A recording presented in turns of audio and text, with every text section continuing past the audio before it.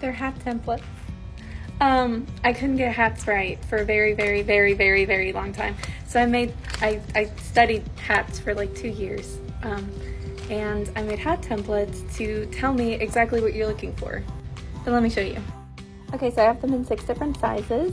And I was actually getting on TikTok to edit the video because I just filmed this last night. This is a beanie using the hat template.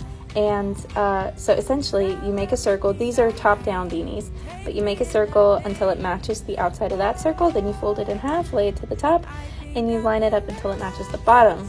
I didn't line it up right, but that's the gist. So this is the minimum length. But if you look at it here, so this is where I stopped increasing. And to answer your question about the decreases, that's about the halfway point of this circle. So if you wanted to use the templates, you could make your brim however much you wanted to, go about halfway to the circle, and then you would start evenly decreasing until you get to the top. I also have a formula on the increasing that is very basic and similar, or not similar, very basic and simple, not similar. And like I said, they come in all different sizes, so you could design hats however you want them to, and you don't have to measure them constantly, and they're free. They're free on my website. You just have to download them.